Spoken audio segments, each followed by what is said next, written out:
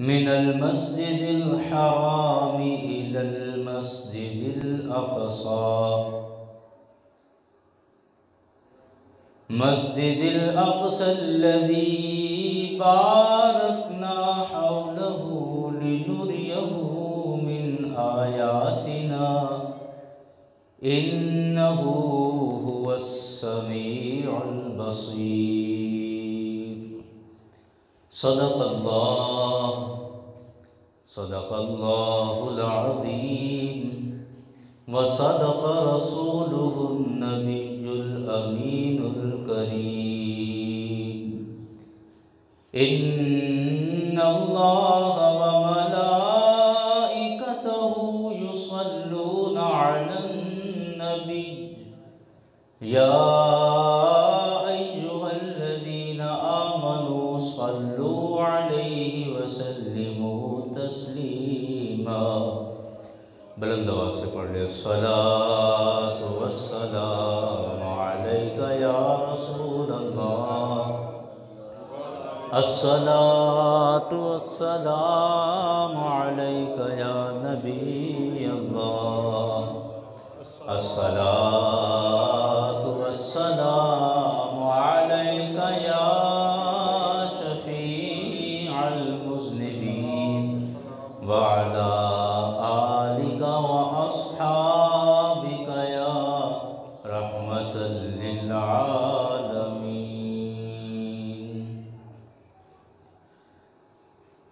जब से तेरी नज़र से नज़र मिल गई, मेरे आका जब से तेरी नज़र से नज़र मिल गई, हमको दोनों जहां का पता मिल गया। नाज करता हूँ अपने मुक़द्दर पे मैं, नाज करता हूँ अपने मुक़द्दर पे मैं। आप जैसा मुझे पेशवा मिल गया, नाज करता हूँ अपने मुक़द्दर पे मैं, नाज करता हूँ अपने मुक़द्दर पे मैं। आप जैसा मुझे पेशवा मिल गया, जब से तेरी नज़र से नज़र मिल गई। और ये अज़ाने मेरी बेअसर ही रही, ये नमाज़ें मेरी बेखबर ही रही। और एक सजदा मेरा खूब सजदा हुआ, एक सजदा मेरा खूब सजदा हुआ। सजदा करने को जब रहनुमा मिल गया, नाज करता हूँ अपने मुक़द्दर पे मैं, नाज करता हूँ अपने मुक़द्दर पे मैं। आप जैसा मुझे पेशवा मिल गया, जब से तेरी नज़र से नज़र मिल गई। हम्द व सना के बाद वाजिबुल एहतराम सामईन हाज़रीन, सूरह बनी इसराइल से 15वें पारे की आयत मुबारका पढ़ी है। और इस आयत मुबारका में पिछले जुमे में तकरीबन 4 से 5 लफ्ज़ों पर बातचीत हुई थी। तो आज के खुतबे में उससे आगे बात चलाएंगे इंशाअल्लाह। तर्जुमा आयत मुबारका का करते हैं। अल्लाह ने इरशाद फरमाया, सुबहानल्लज़ी अस्रा, पाक है वो ज़ात जिसने सैर करवाई, बिअब्दिही, अपने बंदाए ख़ास को। यहाँ तक बात पिछले जुमे में हो चुकी थी। आगे फरमाया, लैलम मिनल मस्जिदिल हरामी इलल मस्जिदिल अक़सा। अब्दिही पर एक और बात करके फिर आगे मज़मून चलाते हैं। आप फ़िक़्ह की किताबें जब हम देखते हैं, आप हिदायत शरीफ देख लीजिए, क़ुदूरी शरीफ देख लीजिए, फतावा शामी देख लीजिए, तो वहाँ भी अब्द का लफ्ज़ आता है, बाकायदा उनके अहकामात बयान होते हैं। और अब्द का एक माना ग़ुलाम भी है। अरबी ज़ुबान के अंदर ग़ुलाम को भी अब्द कहा जाता है। अब अगर इस माने के एतबार से देखते हैं तो मतलब बनेगा कि सरकार अलैहिस्सलाम ग़ुलाम हैं, और ग़ुलाम के हवाले से बात हो रही है, ग़ुलाम को सैर करवाई। देखिए, अब्द की कुछ किस्में हैं। एक ग़ुलाम वो है जिसे उसका मालिक कहता है कि मेरे मरने के बाद जब तक मैं ज़िंदा हूँ तो मेरी खिदमत करेगा, लेकिन मेरे मरने के बाद तो आज़ाद हो जाएगा।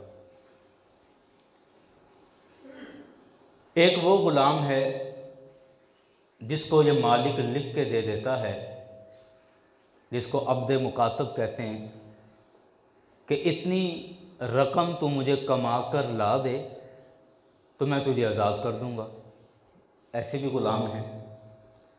लेकिन एक ग़ुलाम जिसे अब्द मौजून कहा जाता है अरबी में, और ये ग़ुलाम वो है कि जो मालिक का नायब होता है, खलीफा होता है, असिस्टेंट होता है।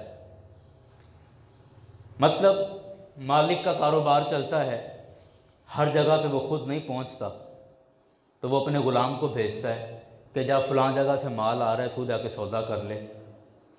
फ़लाँ जगह से पंचायत आ रही है, तू जा मेरी तरफ़ से जाके तू उसमें शिरकत कर, जो तू बात करेगा ठीक है वो मेरी तरफ़ से ही होगी। इसको कहते हैं अब्द मौजून। अल्लाह अकबर। अब इस पर जब गौर करें तो ये समझ आता है कि मालिक ग़ुलाम को अपने तमाम तर इख्तियारात दे देता है कि तू फ़लाँ मंडी में चला जा, तेरा ख़रीदा मेरा ख़रीदा है, तेरा बेचा मेरा बेचा है, जो तू कीमत लगाएगा वो मेरी तरफ़ से ही है। मैं तुझे तमाम इख्तियार देकर भेज रहा हूँ, तुझे पंचायत के अंदर भेज रहा हूँ, तेरी बात मेरी बात है, तेरा फ़ैसला मेरा फ़ैसला है। तो अब्द की एक किस्म अब्द मौजून भी है। तो चलो अब्द से मुराद ग़ुलाम भी ले लें, तो रब का ही ग़ुलाम है ना, तो ग़ुलाम भी ले लें। तो ग़ुलाम में भी एक वो किस्म है कि जो बात करता है तो वो मालिक की बात होती है, जो सौदा करता है वो मालिक का सौदा होता है, जो फ़ैसला करता है वो मालिक का ही फ़ैसला होता है। अल्लाह ताला ने अपने हबीब को अब्द कहा, तो आप अगर अब्द की किस्मों में देखें तो अब्द माजून कह लीजिए कि सरकार अलैहिस्सलाम अब्द हैं। लेकिन कैसे अब्द कि ए मेरे हबीब, अल्लाह ने फरमाया ए मेरे हबीब, मैंने तुम्हें अपने इख्तियारात अता फरमा दिए हैं, अब तेरा फ़ैसला मेरा फ़ैसला है, अब तेरी बात मेरी बात है, अब तेरी ख़रीद मेरी ख़रीद है, तेरा बेचना मेरा बेचना है, तेरा सामान मेरा सामान है, जो तू कर देगा वो मेरी तरफ से ही होगा। मैं तुम्हें तमाम इजाज़तें देकर भेज रहा हूँ। अल्लाह अकबर। आगे फरमाया कि सैर करवाई अपने अब्द को, बंदा ख़ास को। लैलन, लैल का मतलब रात है, और अरबी ग्रामर के अंदर जब ये दो ज़बर दो ज़ेर दो पेश आ जाएं तो इनके भी कुछ माने होते हैं। यहाँ पर जो लैलन आया है दो ज़बर के साथ, तो तनवीन के बारे में शरह में तामिल के अंदर है कि अत-तनवीनु लित-तक़लील, कि ये तनवीन दो ज़बर दो ज़ेर दो पेश किसी चीज़ की किल्लत और कमी बयान करने के लिए आती है। तो अब अगर ये एतबार समझें तो लैलन का मतलब सारी रात नहीं बनेगा, अल्लाह अकबर। लैलन का मतलब सारी रात नहीं है, ऊपर तनवीन आ गई और तनवीन किल्लत और कमी को बयान करती है। मतलब क्या कि ए हबीब, हमने आपको अर्शे मुअल्ला तक की सैरें करवा दी और ला मकान तक फैला दिया, और सारी रात नहीं लगी बल्कि लैलन, रात के थोड़े से हिस्से में सारी सैरें करवा दी हैं आपको। अल्लाह अकबर। रात के मुख्तसर से हिस्से में, थोड़े हिस्से में। कहाँ से? फरमाया मिनल मस्जिदिल हराम, बैतुल्ला शरीफ से लेकर इलल मस्जिदिल अक्सा, बैतुल मक़दस तक, ये हिस्सा मेराज का कुरान ने बयान किया है। अब बैतुल मक़दस से आगे जो आसमानों का सफ़र है उसके इशारे कुरान पाक के अंदर मौजूद हैं, लेकिन उसकी तफसील और वजाहत कुरान पाक के अंदर मौजूद नहीं है। वो सरकार की हदीसों में उसकी वजाहत मिलती है। बाकी का जितना भी सफ़र है उसके इशारे मौजूद हैं, लेकिन वजाहत अहादीस के अंदर है। अल्लाह अकबर। अच्छा, हम कहीं भी सफ़र पे जाते हैं ना, तो सबसे पहले हम रूट देखते हैं, रास्ता देखते हैं। हमें अपनी मंजिल पर पहुंचने के लिए सबसे आसान रास्ता कौन सा है, सड़क साफ़ कौन सी है, सफ़र कम कहाँ का बनेगा, किस तरफ से गाड़ी आसानी से मिल जाए, ये सारी चीज़ें हम देखते हैं। अब ये मेराज का सफ़र है और हैरत वाली बात है। अब आप सोचें कि मेराज का सफ़र तो आसमानों का सफ़र था, तो आसमान से तो ज़मीन के किसी भी हिस्से से उठकर या उड़कर आसमान पर जाया जा सकता है। अल्लाह अकबर। कि अगर मक्का पाक में थे तो क्या मक्का से बुराक ऊपर नहीं जा सकता था? वहाँ से आसमान नज़र नहीं आता? आसमान तो वहाँ पर भी है। तो पहले ज़मीन का सफ़र, और ज़मीन का सफ़र भी बैतुल मक़दस तक, फ़लस्तीन तक ये सफ़र कराया, मस्जिद अक़सा तक, और उसके बाद फिर आसमानों का सफ़र कराया। क्यों? वजह क्या थी? दर हकीकत वजह ये थी, बड़ी ईमान वाली बात है, कि जिस तरह मेरे करीम आका ने खाना काबा को आबाद किया है, खाना काबा बुतों का घर बन चुका था, 360 बुत काफरों ने इसके अंदर नस्ब कर दिए थे, और ये मेरे करीम आका की बरकत थी, ये सरकार का फैज़ था कि जिसने खाना काबा को बुतों की निजासत और गंदगी से पाक किया और इसको अल्लाह की इबादत के लायक बनाया। अल्लाह ताला ने गोया कि इशारा फरमाया कि ऐ मेरे मुस्तफ़ा, जिस तरह खाना काबा आपकी बरकत से पाक होने वाला है, इसी तरह मस्जिद अक्सा भी आपकी बरकत से पाक होने वाली है। अल्लाह अकबर। मुसलमानों का किबला अव्वल मस्जिद अक्सा है और किबला दोम, किबला सानी बैतुल्ला शरीफ है। अल्लाह ताला ने इन दोनों घरों की पहले ज़मीन पर सैर करवाई, ये मेराज है।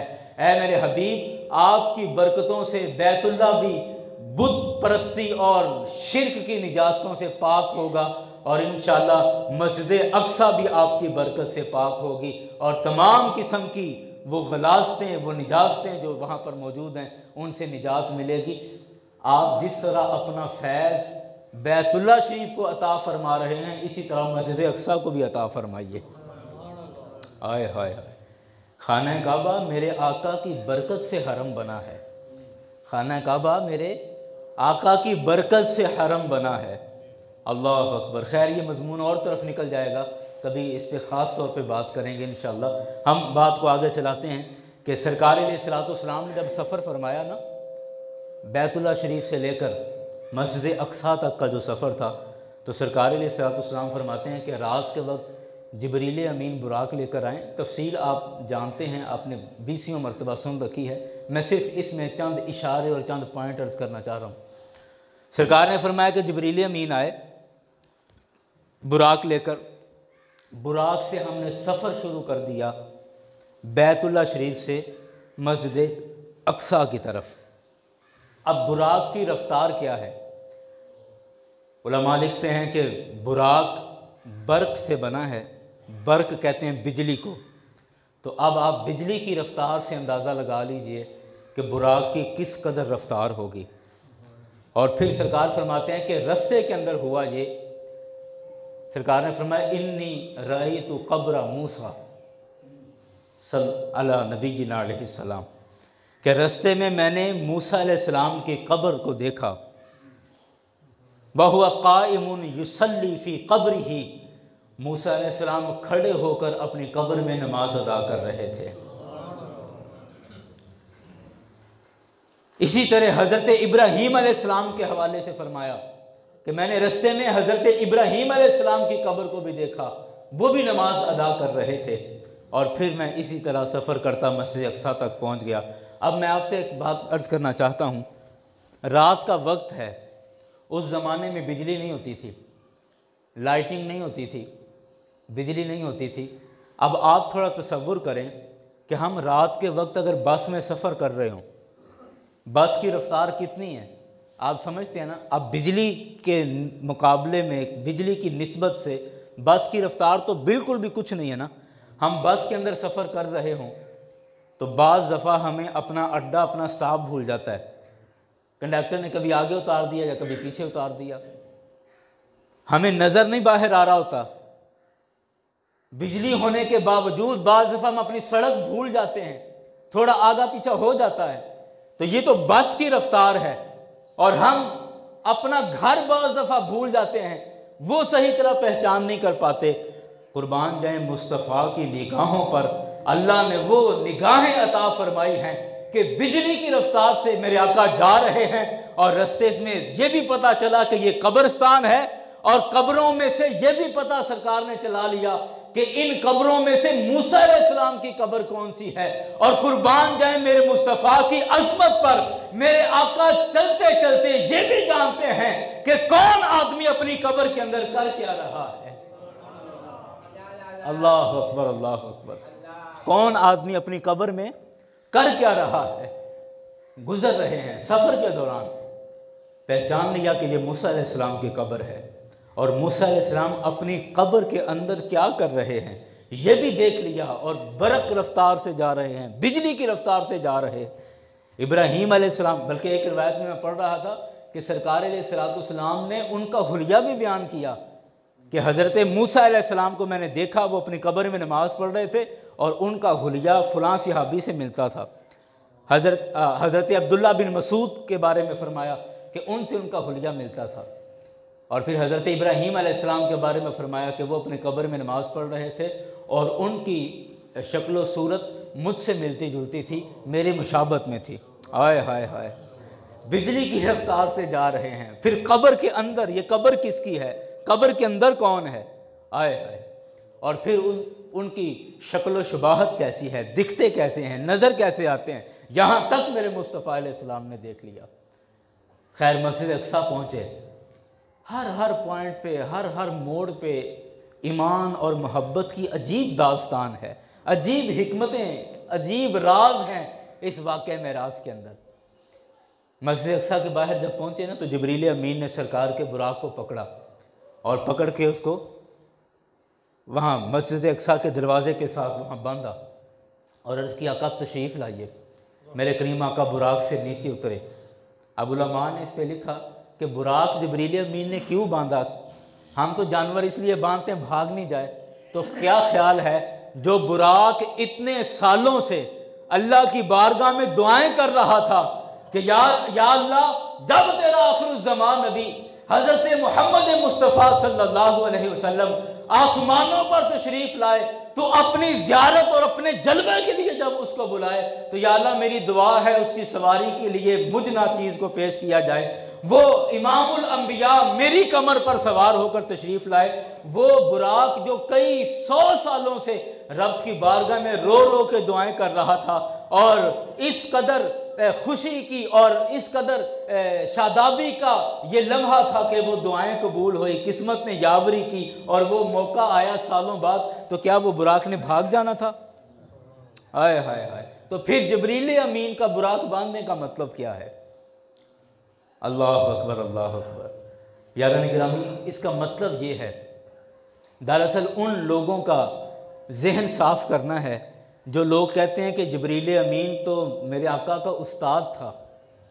जिब्रील अमीन सरकार अलैहिस्सलाम का उस्ताद था कि अल्लाह से कुरान लाता था, और कुरान ला के मुस्तफ़ा अलैहिस्सलाम को सिखाता था कि ए हबीब अब ये पढ़िए, ये पढ़िए, ये पढ़िए। तो देखो ना जी, पढ़ाने वाला तो उस्ताद होता है ना, तो जिब्रील अमीन उस्ताद है। अल्लाह अकबर, अल्लाह अकबर। जबरील अमीन ने दर हकीकत उन लोगों को सर्टिफिकेट दिया है कि जो मुझे मुस्तफ़ा अलैहिस्सलाम का उस्ताद कह रहे हो, तुम्हें यह मालूम नहीं है कि उस्ताद हमेशा अपने शागिर्द से अफजल होता है। मैं उस्ताद नहीं हूं, आज मेराज के सफर पर मैं मुस्तफ़ा की सवारी को दरवाजे के साथ बांध कर यह साबित कर रहा हूं कि मैं मुस्तफ़ा का उस्ताद नहीं हूं, बल्कि मुस्तफ़ा का नौकर बनकर आया हूं। ये नौकरों का काम है कि मालिक जैसे ही घर आए तो आगे से जानवर पकड़ा, सवारी पकड़ी और उसको जाके अस्तबल में, उसको जाके वहां बांधा किले पे। ये नौकर का काम है, नौकर ये खिदमत अदा करते हैं। और जिब्रील अमीन ने ये अमल करके बता दिया कि तुम मुझे मुस्तफ़ा का उस्ताद बनाए फिरते हो। मैं तो इस बात पर बड़ा एजाज समझता हूं कि अल्लाह ने मुझ पर करम किया है कि मुस्तफ़ा की नौकरी अता फरमा दी है, मुझे मुस्तफ़ा का गुलाम बना दिया है। अल्लाह अकबर, अल्लाह अकबर। खैर, मस्जिद में दाखिल होते हैं। मस्जिद में दाखिल हुए, हज़रत आदम अलैहिस्सलाम से लेकर हज़रत ईसा अलैहिस्सलाम तक तमाम अंबिया मस्जिद अक्सा में मौजूद हैं। सफ़ें बनी हैं, सफ़ें बनाकर इंतज़ार में हैं कि कब इमाम तशरीफ़ लाए और हम उसके पीछे नमाज़ पढ़ें, कब इमाम आए और उसके पीछे नमाज़ पढ़ें। तो इससे उलमा ने यह भी लिखा कि मस्जिद के अंदर जमात का इंतज़ार करना ये भी नबियों की सुन्नत है। मस्जिद के अंदर जमात का इंतज़ार करना ये अंबिया की सुन्नत है। अब तमाम नबी हज़रत आदम अलैहिस्सलाम से लेकर हज़रत ईसा अलैहिस्सलाम तक मस्जिद में बैठे हैं, सफ़ें बनी हैं, इमाम तशरीफ़ ला रहे हैं। मेरे आका तशरीफ़ लाए, इशारा हुआ कि मुसल्ला इमामत खाली है, आका तशरीफ़ लाइए। मेरे करीम आका मुसल्ले पर तशरीफ़ लाए, आपने नमाज़ पढ़ाई। तमाम अंबिया ने, तमाम नबियों ने आलम अरवाह में अल्लाह से वादा किया था, अल्लाह ने वादा लिया था कि ऐ अंबिया की रूह हो, मैं तुमसे वादा लेता हूँ, मुझसे वादा करो कि जब भी मेरा आखिरुज़्ज़मान नबी तशरीफ़ लाएगा तुम उस नबी की इक्तिदा भी करोगे और उस नबी की मदद भी फरमाओगे। अंबिया ने वादा किया हुआ था। तो अब ये उस वादे को पूरा करने के लिए, उस वादे की तकमील के लिए अंबिया मस्जिद अक्सा में मौजूद हैं। सरकार तशरीफ़ लाए, सरकार ने नमाज़ पढ़ाई और इस नमाज से ये साबित हुआ कि तमाम अंबिया हज़रत आदम अलैहिस्सलाम से लेकर हज़रत इब्राहीम अलैहिस्सलाम तक और हज़रत इब्राहीम अलैहिस्सलाम तक से लेकर हज़रत ईसा अलैहिस्सलाम तक तमाम अंबिया ने बिल इत्तिफाक इस बात को तस्लीम किया है कि हम अपने अपने ज़माने के नबी हैं, बरहक नबी हैं, अल्लाह के भेजे हुए नबी हैं। हम पर आसमानी किताबें भी नाजिल होती रही हैं, लेकिन उसके बावजूद अपने अपने ज़माने के नबी होने के बावजूद हम सारे के सारे नबी आज इस इमामुल अंबिया के पीछे नमाज अदा करके ये बता देना चाहते हैं कि अल्लाह ताला ने मोहम्मद मुस्तफ़ा सल्लल्लाहु अलैहि वसल्लम को तमाम अंबिया का इमाम बनाकर भेजा, तमाम नबियों का इमाम बनाकर भेजा है। और तमाम नबियों ने तस्लीम भी किया है, तस्लीम भी किया है सरकार की इक्तदा करके कि हम मुत्तफ़िका तौर पर जनाब मोहम्मद मुस्तफ़ा सल्लल्लाहु अलैहि वसल्लम को अपना इमाम तस्लीम कर रहे हैं। अच्छा, आपने गौर किया कि अभी थोड़ी देर पहले जब सरकार अलैहिस्सलाम सफ़र कर रहे थे तो हज़रत मूसा अलैहिस्सलाम तो अपनी कब्र में नमाज पढ़ रहे थे, हज़रत इब्राहीम अलैहिस्सलाम अपनी कब्र में नमाज पढ़ रहे थे और सरकार खुद बिजली की रफ्तार से सफ़र कर रहे हैं। और जैसे ही सरकार मस्जिद अक्सा पहुँचे तो वहाँ हज़रत मूसा अलैहिस्सलाम भी मौजूद हैं, हज़रत इब्राहीम अलैहिस्सलाम भी मौजूद हैं। अल्लाह अकबर, अल्लाह अकबर। दो बातें हो सकती हैं, या तो हम ये मान लें या ये तस्लीम कर लें कि हज़रत मूसा अलैहिस्सलाम की, हज़रत इब्राहीम अलैहिस्सलाम की रफ़्तार मेरे आका से ज़्यादा थी, या तो ये मान लें। अगर ये नहीं मानते तो फिर दूसरी सूरत हमें माननी पड़ेगी। वो क्या? कि अल्लाह ने अपने नबियों को ये शान अता फरमाई है कि वो एक वक्त में जब चाहें एक से ज़्यादा जगहों पर तशरीफ़ ले जा सकते हैं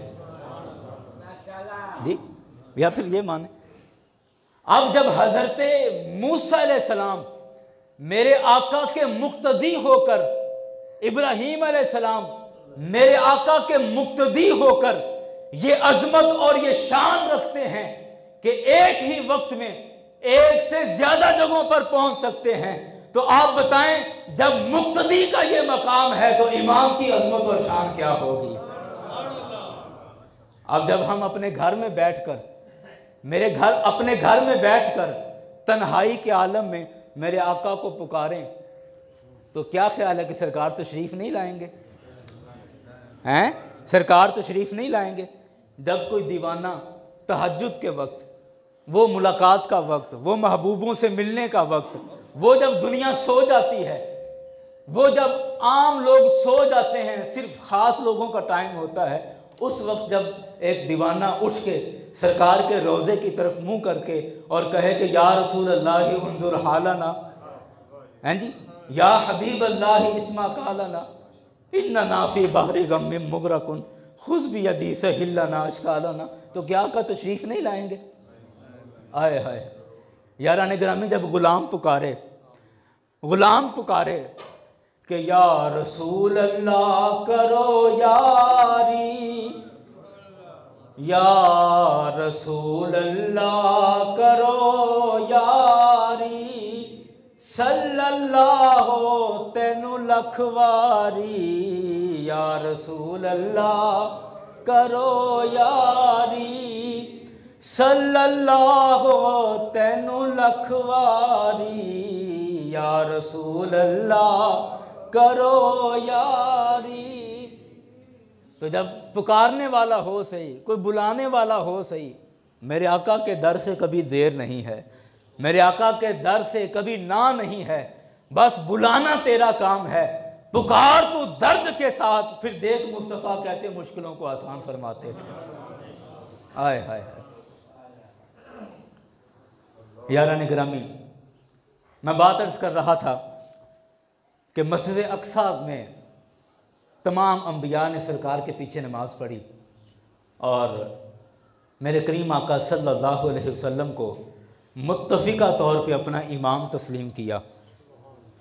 और मेरा दिल चाह रहा है हम बात यहीं पर रोक लें और बकिया अगले जुमे पे कर लें। मेरे दिल में कुछ बातें ऐसी आ रही हैं, बात चूँकि एक दर्द की चल गई है, कैफियत एक मोहब्बत की और उल्फत की चल गई है, तो इसी को जारी रखते हैं और इसका आयत का जो मज़मून है इंशाल्लाह बाकी अगले जुमे अर्ज़ कर लेंगे। अब देखिए, अल्लाह ताला ने अपने हबीब अलैहिस्सलाम को मेराज का सफ़र अता फ़रमाया, मेराज अता फ़रमाई, और पीछे हालात क्या थे मक्के के अंदर। मक्का शरीफ में ये मेराज हुआ और मक्का शरीफ के अंदर सरकार अलैहिस्सलाम की जितनी भी ज़िंदगी गुज़री है, सारी की सारी तकलीफ़ों में गुज़री है। आप सरकार अलैहिस्सलाम की 13 साल की मक्की ज़िंदगी पढ़ें और वो 13 के 13 साल मुकम्मल मुसीबत और परेशानी के गुज़रे हैं, आजमाइशों के गुज़रे हैं। कभी उक़बा बिन अबी मुईत नामी लानती काफिर हालत सजदा में मेरे आका पे आके ओजड़ी डाल देता है। मैं तो अक्सर सोचता हूँ कि देखो, हम ईद पे कुर्बानियाँ करते हैं ना, तो कोई गली में ओजड़ी फेंक जाए तो वो पूरा हफ्ता बदबू नहीं जाती। तो अब वो ऊँट की ओजड़ी लाके मुस्तफ़ा अलैहिस्सलाम के ऊपर डाल दी और ऐन सजदे की हालत में, और फिर हाथ पे हाथ मार मार के हंस रहे हैं। ये तकलीफ़ कम नहीं थी कि सरकार का अपना सगा चचा अबू लहब, जिसको सरकार की हिमायत करनी चाहिए थी, सरकार को सपोर्ट करना चाहिए था, वो जगह जगह पे कहता फिरता है कि मेरा भतीजा माज़ल्लाह पागल हो गया, इसकी बातें ना सुनना। उक्काज़ के मकाम पर मेला लगता था, या यूँ कह लो कि जैसे हमारे यहाँ एग्ज़िबिशंस होती हैं, नुमाइशें होती हैं, ऐसी एक नुमाइश लगा करती थी, सालाना मेला होता था, लोग आते थे, ख़रीदो फ़रोख्त होती थी, बाज़ार लगता था, तो मजमा वहाँ पे जमा होता था। तो मेरे करीम आका वहाँ तशरीफ़ ले जाया करते थे और लोगों को कुरान की आयतें सुनाया करते थे। सरकार इस्लाम उकास पर तशरीफ़ ले, उकास जगह का नाम है। सरकार ने चंद लोगों को जमा किया और उनको कुरान की बातें सुना रहे हैं। और ये अबू लहब आया, आके मुट्ठी भरी रेत की और मेरे सरकार इस्लाम के बालों पे डाल दी, सरकार की जुल्फ़ों पे गिरा के कहता है इसकी बातें ना सुनना, तुम किसके चक्कर में आए पड़े हो, ये तो माज़अल्लाह मजनून हो गया, माज़अल्लाह अस्तग़फिरुल्लाह। और ये तकलीफ़ हज़रत बीबी सुमैया रज़ी अल्लाह अन्हा, उनकी नाफ के नीचे अबू जहल ने जहर वाला नेज़ा मार के उनको शहीद कर दिया। हज़रत यासिर को शहीद कर दिया गया। अल्लाह अकबर। हज़रत सिद्दीक़ अकबर को इस कदर मारा गया, इस कदर ज़ख्मी कर दिया गया कि आपकी आंखें सोजिश की वजह से बंद हो गईं और आप काफ़ी देर तक बेहोश रहे, इस कदर आपको तकलीफ़ें पहुँचाई गईं। अल्लाह अकबर। मेरे आका से बाइकआउट कर दिया गया, शैब अबी तालिब वाला जो वाक़या है, मुकम्मल बाइकआउट, कोई खाना नहीं दे सकता, कोई मिलेगा नहीं, कोई पानी नहीं दे सकता, कोई पूछेगा नहीं, कोई मुलाकात नहीं करेगा। मेरे आका अलैहिस्सलाम की मक्के के अंदर जितनी भी ज़िंदगी गुजरी है वो सारी की सारी आजमाइशों के अंदर, मुसीबतों के अंदर, परेशानियों के अंदर गुजरी है। अब वो रब जिसने इतने नाजों से अपने हबीब को भेजा हो, जिसने इतने लाड से भेजा हो और भेजा भी अपना महबूब अता कर दिया हो, यहाँ तो कोई अपना महबूब देखने भी नहीं देता। हाँ जी, हम तो अपना महबूब देखने भी नहीं देते। वो रब है कि जिसने अपना महबूब हमें अता कर दिया है। वो गुजराती में कहा ना किसी ने कि पियान बसो नैनन में मैं अखियां बंद कर लियूँ, ना मैं देखूं गैर को ना तोहे देखन दियूँ। तो हम तो महबूब को देखने की भी इजाज़त नहीं देते, लेकिन कुर्बान जाए उस रब की मेहरबानी पर, उसके करम पर कि उसने अपना हबीब हमें अता फरमा दिया है। अब जिस रब ने इतने नाजों वाला हबीब, इतने लाड और प्यार वाला हबीब अता किया हो, तो क्या ख्याल है कि इतने दुख के अंदर अपने हबीब को देखकर क्या वो मुश्किल कुशाई नहीं फरमाएगा? क्या वो हबीब की गम गुसारी नहीं करेगा? अल्लाह ताला ने मक्के के अंदर ही अपने हबीब को अपने जलवे और अपनी ज़ियारत के लिए बुला लिया कि ऐ मेरे हबीब, जितनी तकलीफ़ें आपको पहुंची हैं, जितनी परेशानियां आपको पहुंची हैं, जितने दुख आपको पहुंचे हैं, अब हम आपको जन्नतों की सैर करवाएंगे, आसमानों की सैर करवाएंगे, सिदरतुल मुंतहा आपको दिखा देंगे, आपको अर्शे इलाही भी दिखा देंगे, लामकान की सैरें करवा देंगे। मैं रब होकर अपना जलवा दिखा दूंगा और जितने दुख आपको पहुंचे हैं, मेरा जलवा देखकर तमाम दुखों से आपको राहत मिलती चली जाएगी। आपके तमाम दुख और परेशानियां दूर हो जाएंगी। अरबी का एक मुहावरा है, अल अताया अला कदरिल बलाया, कि जिस कदर इम्तिहान सख्त होता है, जिस कदर इम्तिहान सख्त होता है तो उसका इनाम भी उस कदर आलीशान और अजमत वाला होता है। कभी किसी ने अपने बच्चे को 5वीं क्लास पास करने पर मोटरसाइकिल का वादा नहीं किया कि बेटे तू 5वीं क्लास पास कर ले, मैं तुझे मोटरसाइकिल लेकर दूंगा? कभी कहा किसी ने? नहीं, क्योंकि 5वीं क्लास छोटी क्लास है तो उसका इनाम भी छोटा, जैसे जैसे बड़ी क्लासें आती हैं तो फिर उनका इनाम भी बड़ा। तो इम्तिहान जिस कदर सख्त होता है उसका इनाम भी उसी कदर बड़ा होता है। तो मेरे करीम आका जिस इम्तिहान से गुजरे और कामयाबी से गुजरते चले गए, अल्लाह ने इनाम क्या अता फरमाया कि अपना जलवा, अपना दीदार करवाया। और ये वो जलवा था कि हज़रत मूसा अलैहिस्सलाम बार बार ख्वाहिशें करते रहे, लेकिन दीदारे इलाही नसीब ना हो सका और अल्लाह ताला ने अपने हबीब को खुद बुलाकर अपने जलवे से नवाज दिया, अपने दीदार से नवाजा। यारान गिरामी, अल्लाह ताला ने अपने हबीब अलैहिस्सलाम को क्या क्या मकाम अता फरमाए हैं, कितनी अज़मतें अता फरमाई हैं, कितनी शानें अता फरमाई हैं।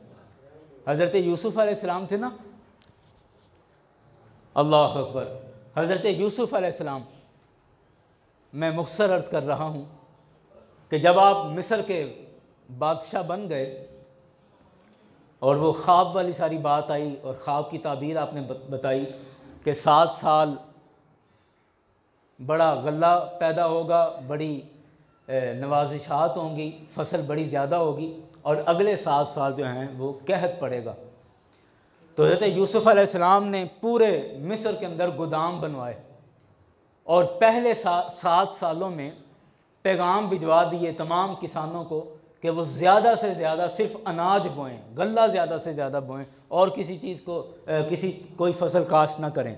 अब जब सबसे ज़्यादा 7 सालों में ज़्यादा से ज़्यादा अनाज बोया गया तो आपने वो सिट्टों के अंदर ही, गोदामों के अंदर महफूज कर दिया। अगले 7 साल बड़े कहत के आए, अल्लाह अकबर। और वो कहत के जब 7 साल आए तो उन कहत के सालों में फिर वो अनाज और गल्ला जो गोदामों में महफूज किया गया था उसको इस्तेमाल करते रहे और पूरा मिस्र जो था वो उन गल्लों से फैज़याब होता रहा। उलमा ने लिखा, तारीख़ की किताबों में लिखा है कि अभी 7 साल पूरे होने में 3 महीने रह गए थे कि वो सारे गल्ले और सारा अनाज ख़त्म हो गया। अब लोग भूखे मर रहे हैं, प्यासे मर रहे हैं, अनाज नहीं है, खाने को कुछ नहीं है। यूसुफ अलैहिस्सलाम से आगे कहते हैं कि हज़रत कुछ करें, खाने को कुछ नहीं है, गल्ले सारे ख़त्म हो गए, जमा पूंजी सारी लग चुकी है, अब तो कुछ भी बाकी नहीं बचा। तो हज़रत यूसुफ अलैहिस्सलाम क्या किया करते थे? हज़रत यूसुफ अलैहिस्सलाम फरमाया करते थे कि तुम सारे के सारे लोग सुबह भी इस मैदान में जमा हो जाया करो और शाम को भी इसी मैदान के अंदर सारे जमा हो जाया करो। और यूसुफ अलैहिस्सलाम क्या करते थे कि जब सारे लोग जमा हो जाते तो अपने चेहरे से नकाब हटाकर उनके दरमियान से गुजर जाया करते थे। वो एक दफ़ा यूसुफ अलैहिस्सलाम को देख लेते तो उनके पेट भर जाया करते थे और सारा दिन उसी से गुजार लिया करते थे। और शाम का वक्त जब आता तो फिर यूसुफ अलैहिस्सलाम इसी तरह दीदार करवाते। सुबह भी यूसुफ को देखते तो पेट भर लिया करते थे, रात को यूसुफ अलैहिस्सलाम को देखते तो खाने पीने की होश न रहती। यूसुफ अलैहिस्सलाम के जलवे में, उनके दीदार में इस कदर गुम हो जाते थे कि सुबह को देखा है तो शाम तक भूख की फिक्र नहीं, शाम को देखा है तो सारी रात भूख की फिक्र नहीं। अब आप अंदाज़ा करें कि वो यूसुफ के जिसका हुस्न, जिसका जलवा दिन रात भूख वालों की भूख मिटा देता है, तो जिसने उस यूसुफ को बनाया है उसका जलवा किस कदर सुकून देता होगा। वो रब जिसने यूसुफ को तख्लीक फरमाया है, वो रब जिसने यूसुफ अलैहिस्सलाम को बनाया है। एक पंजाबी शायर ने कहा कि 3 महीने खलकत रजी, 3 महीने खलकत रजी, वेख यूसुफ के नानी ते जिन्ना डिठा मुहम्मद अरबी, रज गए दोवें जहानी।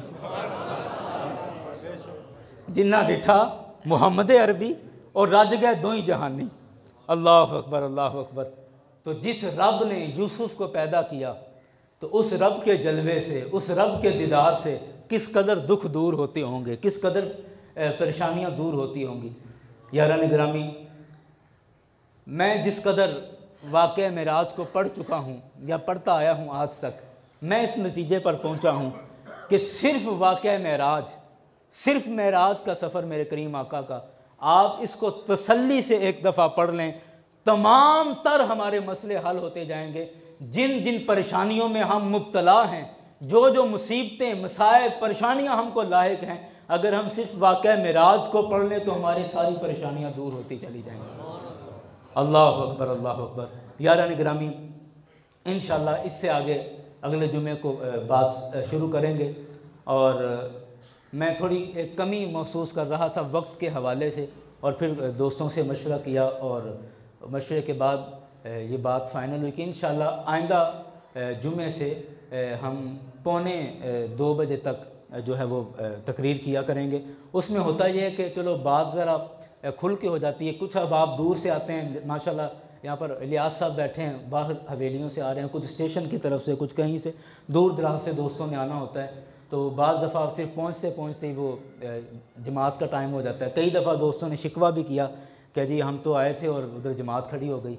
तो बाज़ दफ़ा दोस्त वापस भी चले जाते हैं किसी और मस्जिद में। तो इस तमाम चीज़ों को देखते हुए हमने सोचा है कि इंशाअल्लाह 1:45 बजे तक हम तकरीर जारी रखा करेंगे, ताकि जिस कदर अहबाब तशरीफ़ लाएँ तो कुछ ना कुछ वो सुन लें, तो उनके सुनने से हमें भी फ़ायदा होगा, अल्लाह हमारे अजर में भी इजाफ़ा फरमाएगा।